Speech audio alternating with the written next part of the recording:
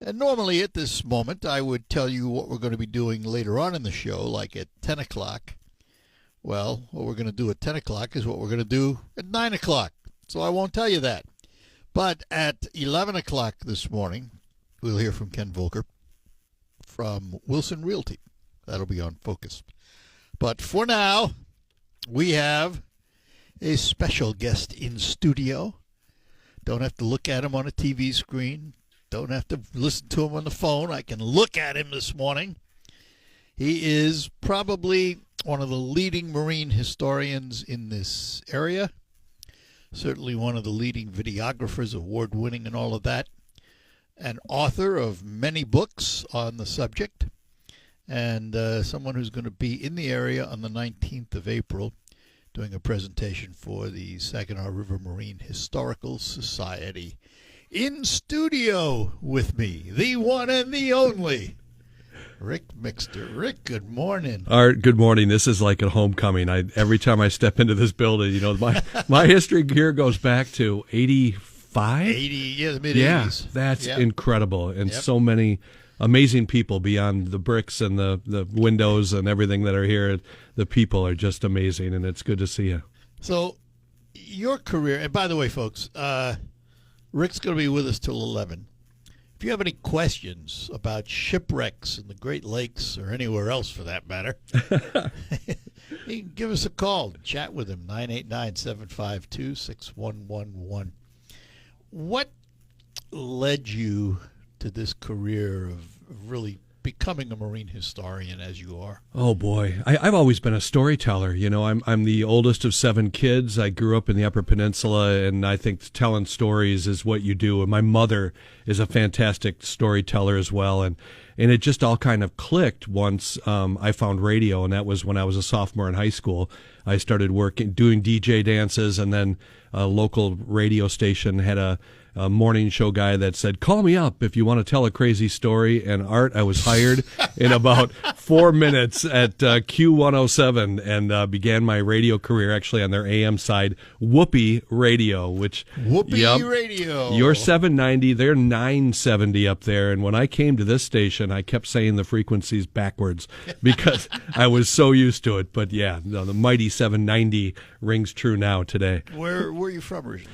Originally from the UP. I was born at you? the Sawyer Air Force Base. That's where our affinity for airplanes began. My dad loaded B-52 bombers with nuclear Hound Dog missiles, and so I literally smelled JP-4 fuel from the day I was born at the hospital there, and I got to fly the last bombers out of Sawyer when they closed it down too. So Marquette and the Upper Peninsula is fantastic.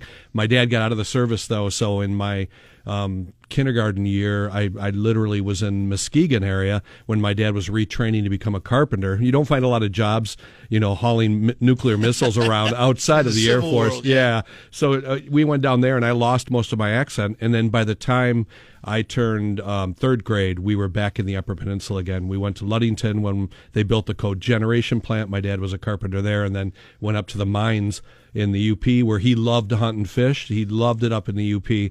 And so I got to finish third through high school, and then, of course, a year in college at Camp Northern up there, too, as well.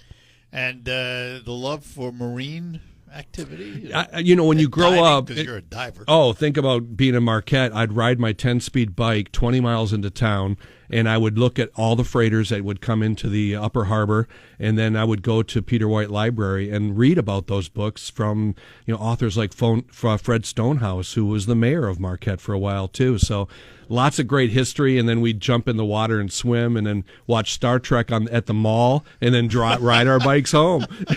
Everybody at Woolworths knew who Rick Mixter was. Yeah, the kid that turned on every TV onto Star Trek and went home soon after. Well, you've been diving for many, many, many years. Not only just to dive, but take a camera with you. If I asked you what's the greatest dive you ever did, what would it be? Oh, boy. That's like saying who is your favorite child. Everything is different. Yeah.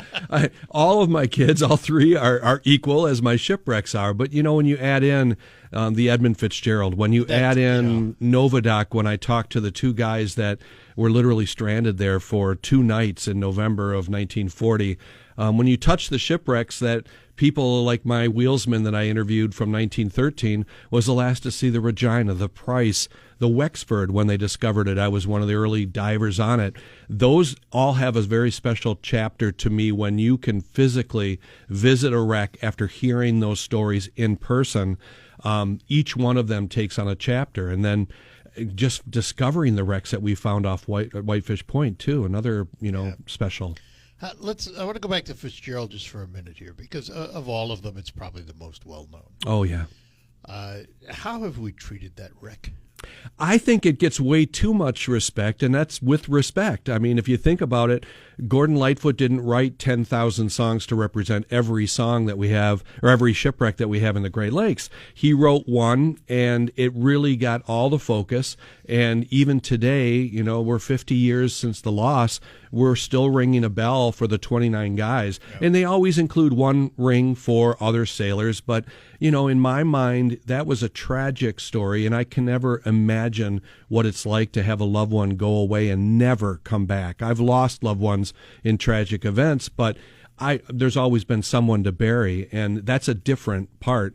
But with that song, they've been catapulted into this incredible different genre that we still, I have a guy that came to my talk in Manitowoc that was crying about the victims and how they missed their families. And this is what that output is because of the song. You can't say that they would do that for the Huronton or that they would do that for the Atlanta or any of the ships built, that nobody knows about. So, but that's special because I think wondered whether the publicity was living larger than the vessel itself. It does, but Gordon Lightfoot is the patron saint of shipwrecks. He is the guy that the only reason Rick Mixter has 4 books, 30 documentaries, and any kind of notoriety beyond, being a former reporter at TV5 or a DJ, out of this building. I think that I wouldn't have a career if it wasn't for him talking about the Edmund Fitzgerald. Now, I do get a lot of criticism because I criticize his lyrics. He wrote it from a 4-column Newsweek article that came out right after the accident that was incorrect. And from that, everything that we've gotten from those articles, his song, there's like 12 things that are wrong in that song. And then add in, Casey Kasem even got things wrong from that article, or at least his writers did.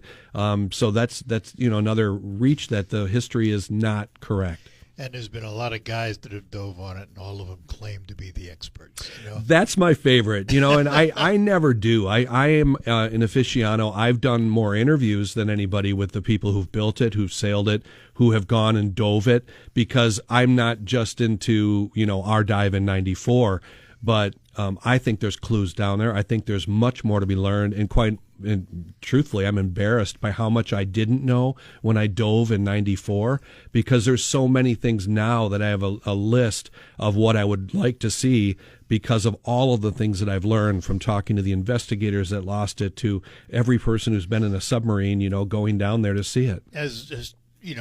Has technology improved our chances of figuring out what happened? Technology will always get better and better and always get better. The question is, ethically, should we go back? My feeling has always been no other shipwreck in the Great Lakes is off limits because there was a loss of life on it, and there's 10,000 wrecks that have loss of life on it.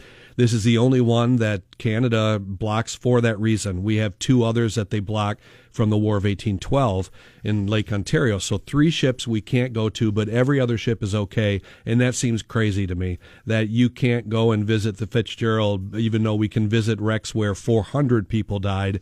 It just seems very twisted. Can you get a permit to do it? You can get a permit, you can apply, and the Canadian, the ministry would hold it on its merits. So I've always said that I'll bet you if Bob Ballard, who found Titanic, asked, I bet you he'd get to go. Or there's always been the rumor that James Cameron has had an interest in this, that he would go. I don't think that there would be anybody, including the families, that would probably say, oh, that's great. But if you asked, hey, should Rick Mixter go? After us discovering a crewman on the wreck, I think there'd be some pushback on that, even though we were given that story and, quite frankly, treated it very, very, very fairly. The thing about the Fitzgerald, it sits in fresh water. Yes. As opposed to the Titanic, which is in salt water. Do we run the risk of happening to the Fitzgerald what's happening to the Titanic in terms of the structure literally dissolving? Oh, it's still water, and water and metal, regardless of salt content, is still going to break it down. So even our 1913 wrecks, like the Price and Wexford, they're all slowly collapsing. All right, if you're calling in, let it ring. We'll get to you as quick as we can. We're talking to Rick Mixter. We're going to talk about his book, Howling Winds, too, coming up. Rocket Grab Plus.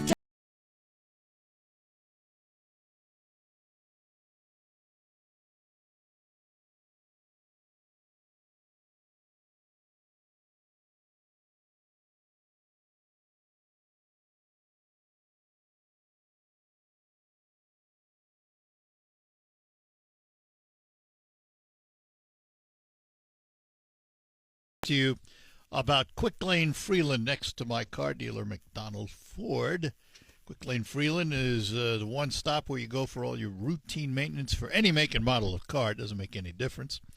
They will keep them in tip-top shape. Oil changes, batteries, lights, tires, brakes, you name it. And speaking of tires, as I have been doing now for quite some time, they are selling brand new tires for just $5 over cost. You can't do any better than that, except I will tell you how you can. And by the way, these are brand name tires like Michelin, Goodyear, BF Goodrich, not off brands, but the main brands.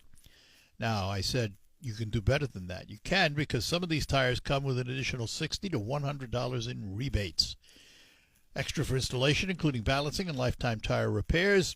A wonderful customer lounge with internet and free ice cream bars waiting for you at Quick Lane Freeland next to McDonald Ford in Freeland. And if you're in the market for a new or previously owned vehicle, stop in and look at the extensive inventory at McDonald Ford. Quick Lane Freeland and McDonald Ford in Freeland.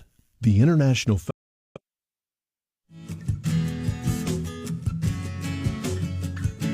All right, we're back with you in studio with me, Rick Mixter. If you have any questions about marine history and shipwrecks in the Great Lakes and the like, give us a call, 989-752-6111. He has authored a number of books, one of which is called Howling Winds. This is his latest. It's called Howling Winds, Shipwrecks, and a Few Tales. These tales, though, are not the story kind of tales. They're attached. Do you see how I spelt that on the cover? Yes. Tails. So, and we should point out, this Howling Winds is a presentation you're going to be doing to the Saginaw River Marine Historical Society on April 19th. We will at the town center. At the town center where their museum is located. So tell us about Howling Winds and how this came about. There's so many stories that have come up where we've heard of the dog being either on board, where there was no room for them in the lifeboat, such as the collision of the Albany and the Philadelphia off Michigan's Thumb. If you think about the latest discovery of the Huronton, the first mate ran on board and realized after he'd been hit, the Cetus ran into the Huronton and put a huge hole in it, but stayed together long enough for the crew to jump. But Simpel realized that the dog wasn't there, so he ran back onto his sinking ship and came back with the bulldog in his arm that had been tied up in the galley. So all of these stories of these dogs have never been told, and that goes from ancient stories of a shipwreck they found in Pisa. It's 2,000 years old that had bones of a dog next to a sailor, and it just seemed to me that that was a chapter that needed to be written. Not unusual that there are mascots. Not at all. In fact, we see it quite often. It's usually the captain or the engineer that have the prerogative to bring a dog on board, but many of the stories had really great outcomes, and I thought that'd be a great kids book. But then I realized most of the stories not happy yet. No, sadly, where the dogs were left howling on the deck, and it rips your heart out. But those stories, many of them have not been told in a book form, and so not only through the my book, but then the lecture series, there's many of these stories, including the Edmund Fitzgerald, which the ship that searched for the Fitz had a dog on board, and Captain Hobaugh had told me in an interview all about the dog wasn't howling, and it never registered to me at all until somebody finally told me that was Suji, and Suji was named for a cleanser that was on board. No and kidding. Yeah, and the dog loved to drink. He would drink out of ashtrays in every local Duluth bar. So the stories are fun. Let's say good morning to Errol in Saginaw. Errol, you're on with Rick Mixter. Good morning. We've come a long way from Treasure-Rama, haven't we, at Higgins Lake? What a gorgeous dive it was, Errol. Oh, yeah, and cleaning the Asalba River. Oh, man. You're still playing around with snorkels and face pieces, huh? Well, you know it. You've inspired me with all the things you would find in the Ausable River, so I have to, sir. You mean the grenade? Absolutely. All of that stuff has just enthralled me. I'm glad he didn't shake it too much because the state police told us it was alive. Oh, man. Have you heard of a ship that they found in over 700 feet deep in Michigan? I heard something the other day about that. Probably the Western Reserve. It was the museum that I'm on the board of directors with, Whitefish Point, that has the Great Lakes Shipwreck Historical Society. Okay. Yeah.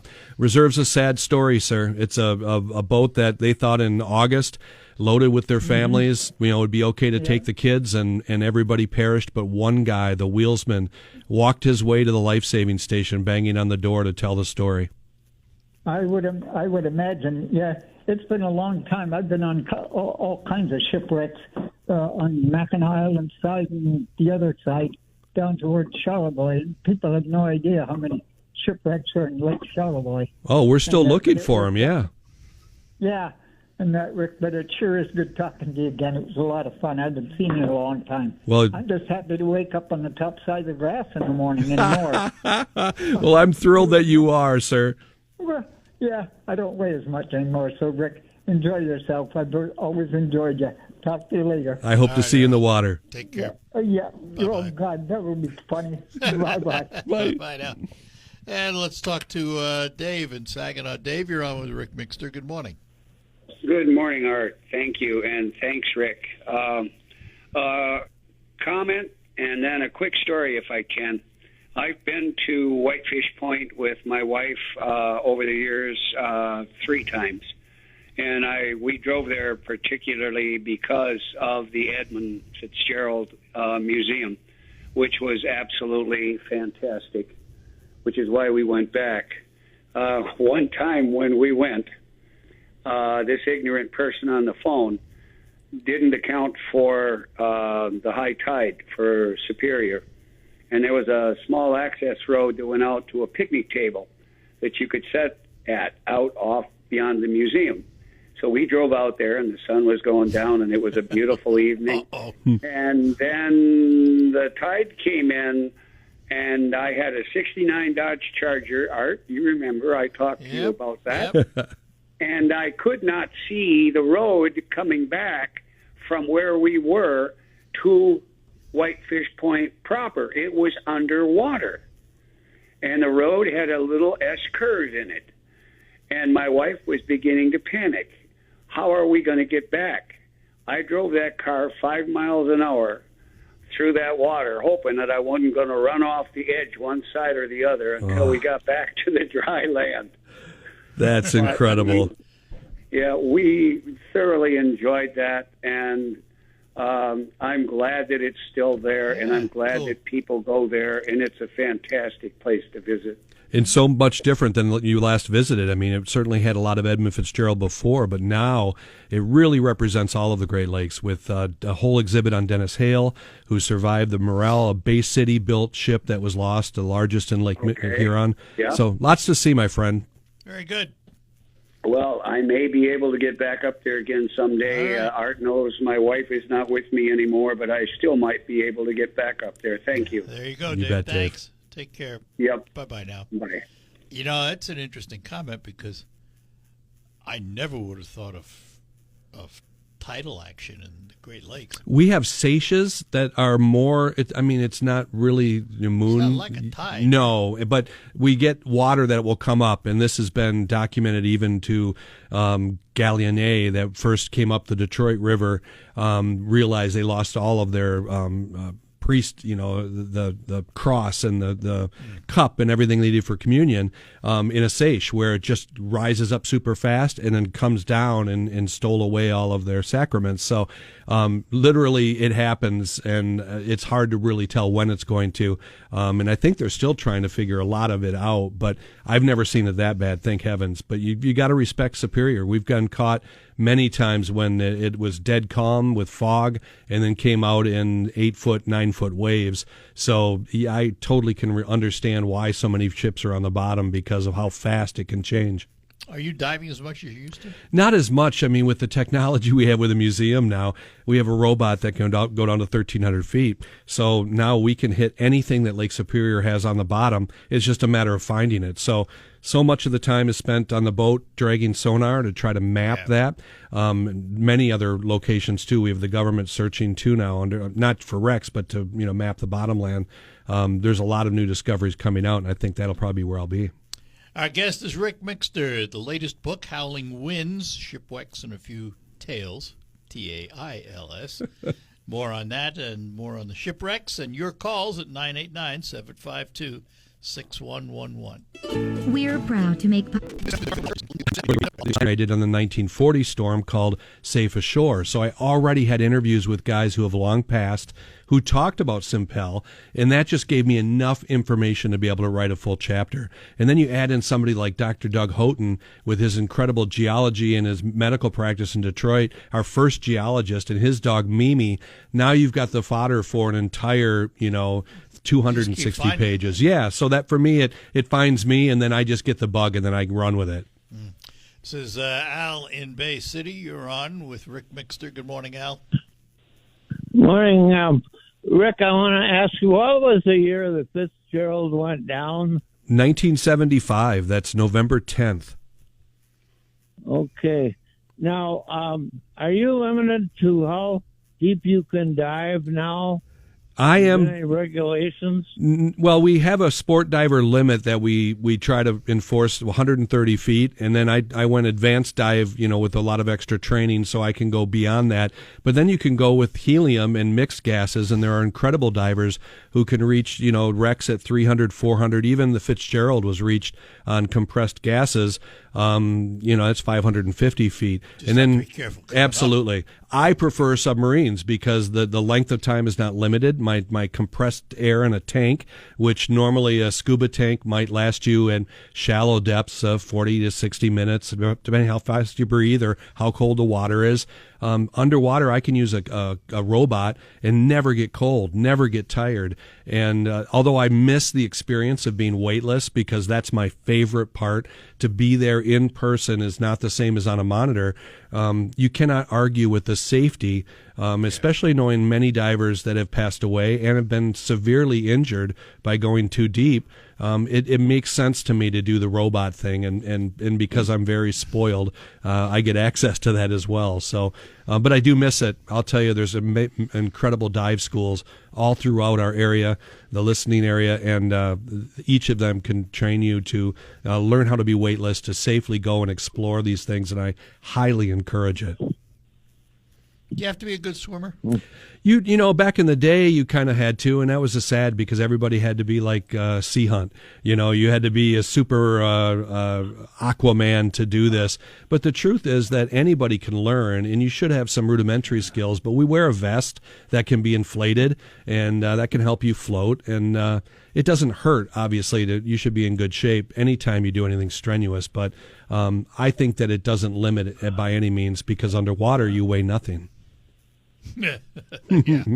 Well, it's The like, year, Rick, the year the Fitzgerald went down, did you follow that boat when they had a Coast Guard boat? No, in fact, I was 8 or 12. I'm trying to think of my math right now. Growing up in a trailer in the UP, and I remember the storm, but Al, it was nothing like the storm, the blizzard of 1978 that buried our trailer. I remember digging out from that. So the storm was nothing that really kind of stuck out. I've talked to a lot of people who went to the shoreline and know waves are breaking over, and we certainly know there's a lot of students that are drowned off of Marquette, the college students that don't respect that. We see big waves like that almost every year. So the storm really didn't stick out that much, but as soon as the news coverage and, of course, the song came out, boom, everybody knew about the Edmund Fitzgerald. all right. Oh, too bad. It was a great boat. No doubt. It was an incredible boat. Pride of the American side. All right, Al. Thank you. Thank you. Have a good one. Bye. Bye-bye now. Take a quick break. We're talking to Rick Mixter. Be with us till 11. You can give us a call at 989-752-6111. Saturday, July 26th.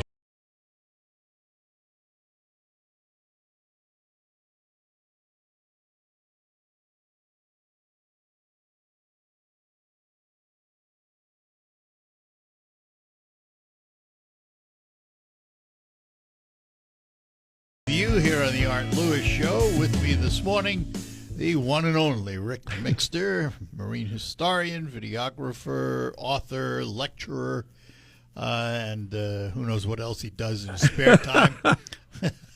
Let's talk to Kitty in Auburn. Kitty, you're on with Rick. Good morning. Hi, Rick. Good morning, guys. How you two doing? So good, Kitty.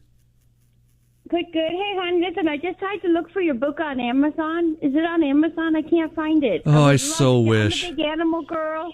I'm an animal girl, so of course, I have to find out a book about a dog. Well, so, your best place to go would be any of your favorite maritime museums. So the Bay County Museum would be a fantastic location to go to. Sadly, they nickel and dime me so bad on Amazon that if you don't print with them, you lose. Yeah, they won't even let me upstock, so I end up paying shipping on every book sold to Amazon. So I finally pulled the plug. I was making $1 on it, and it's a lot of work. So I apologize for taking that away. We may do a print on demand with them, and possibly do a Kindle thing with them. But right now, they just do not support little authors like Rick, and it's just not going to be there. Or you can go online, lakefury.com. Is the best way to go. Look up Rick and Shipwreck on Facebook. The joke is that I actually told my grandkids. They said, "What do you do for a job?" And I said, "Go ask Siri or Google who's the most famous Great Lakes historian. Ask them, and you'll just start laughing. To think that it would be me is the silliest thing ever." So it basically, that's awesome. That's awesome. So, but hey, just one thing. You said Lake what, hon? Lake Fury, like a storm. Yep, Lake Fury, okay. LakeFury, and you'll see my store right there. Or shipwreckpodcast.com is another one that's easy to remember. Shipwreckpodcast.com. I'm writing all this down as we're talking. So that's awesome, and that's how fascinating.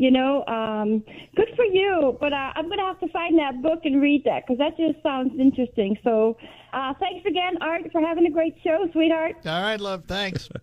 Take care. Bye, dog. Bye, Kitty. Bye-bye. Bye-bye. It's isn't it interesting? A little topic like a dog on a ship. Can be a story, and it's because this is a compilation of stories. It's not just a story. And Kitty, if you're really interested, Rick is going to be talking about this book and about these stories at the Saginaw River Marine Historical Society on the 19th of April. They're located in the Bay City Town Center, former Bay City Mall. And what time? Do you know what time the presentation? 6:30. 6:30. Yep. In the center of the mall, they've got an incredible little museum there that has artifacts from giant emblems on smokestacks to even tiny little artifacts of boats. It's amazing what the River Marine Historical Society has put together there. I'm fascinated with this notion that the river is low right now, so we get to see the ribs of some of these ships sticking up. And you said there were how many? 5? Oh, there's at least 40 in the river. But to really go see them, I mean, if the big ones, the Goliaths that were built by James Davidson, that sit right outside of his shipyard there, that we still see the slip. There's 4 there. The Grampian. These are the largest wooden vessels ever built in the world, and they were turned out in Bay City. Are these all outside the channel? Nope. They would be because they're right up against the shoreline. So they are. They've migrated up to the shore. Yep, they were tied up and sadly burned by arsons. They were. Oh, is that what happened to them? The hope was always that some ship owner would come in and renovate these boats, and then it finally came to a point where Sacramento and the others that were in the slip were never going to get fixed. And then when Davidson died, his wife ended up pretty much just tossing everything out and was done. And really building by wood at that point was over too. We see the transition to steel at that point. So sounds like the Pablo, the boat out of Detroit. Oh, both of them. They were going to refurbish that, weren't they? Both of them. The Columbia was underway, and that one's in storage, I think, in New York and Buffalo, and then finally the one that caught fire is just a major problem that they now have structure up, but the rest of it. Are they still working on it? Oh yeah. They rebuilt a lot of the burned stuff. No kidding. Mm-hmm. Got to be an expensive project. And that's it really, people don't recover their money from that. I'll tell you something I